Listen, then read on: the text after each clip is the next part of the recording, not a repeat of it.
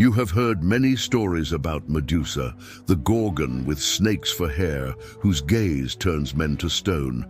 But have you ever wondered why she turned to stone? Have you ever wondered what happened after Perseus cut off her head? Let me tell you the story of Medusa, the Gorgon, who was once a girl. In the time of the gods, when giants roamed the earth and the seas were ruled by monsters, there lived a maiden named Medusa. She wasn't like other girls. You see, while every maiden in the kingdom prided themselves on their beauty, trying to outshine one another, Medusa didn't care about her looks. She was a humble girl who wished to dedicate her life to serving the gods. She prayed every day, hoping to one day be chosen. One day, Athena, the goddess of wisdom and warfare, noticed Medusa's devotion and decided to grant her a gift. Every maiden in the kingdom desired to be loved by Poseidon, the god of the sea. Even Medusa, despite her innocence, couldn't help but dream of such love sometimes. And so Athena made sure that Poseidon would never lay eyes on Medusa. She made Medusa so unattractive that men not only wouldn't lust after her, they wouldn't even look twice at her. But Poseidon, arrogant and overconfident, didn't care to listen to the goddess Athena. He searched everywhere for the most beautiful maiden to make his own.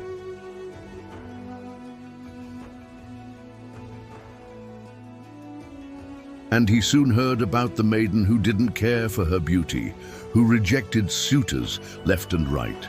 Poseidon became intrigued and decided to seek her out. Soon enough, he came across the temple where Medusa prayed. He hid inside, waiting for her. As soon as she entered, he jumped out and held her down. Though she struggled at first, soon she gave up, understanding that she was no match for a god. She cried out to Athena for help, but the goddess didn't intervene.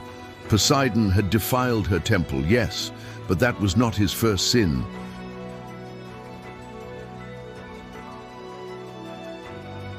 No, he had violated a sacred oath between gods and mortals that they would never force themselves on a maiden who prayed to the gods. But Athena cared little for oaths. All she cared for was her own honor. And so she let Poseidon do as he pleased. When he was done, he left her there, crumpled and bleeding, and went away.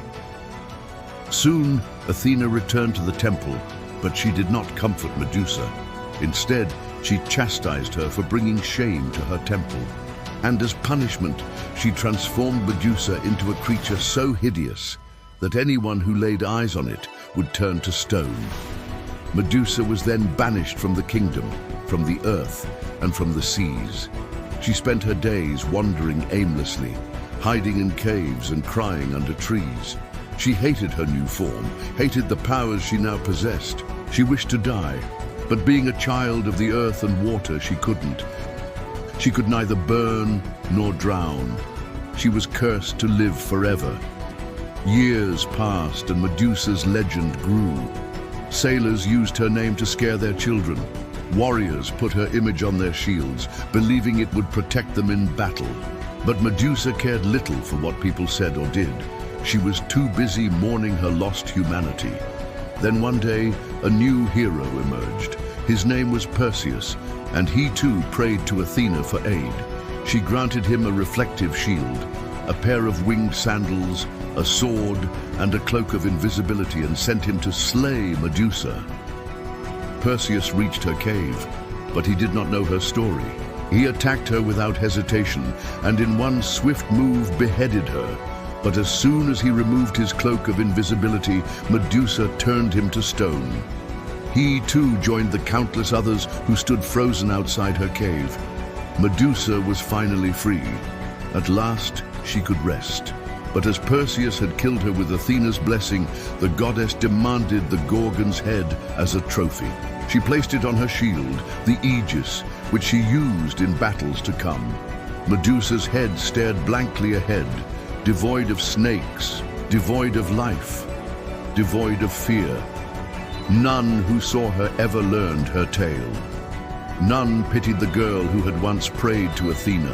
And that is why Medusa's legend became a curse, a cautionary tale that warned maidens to not pray to Athena for beauty, lest they become monsters in the end.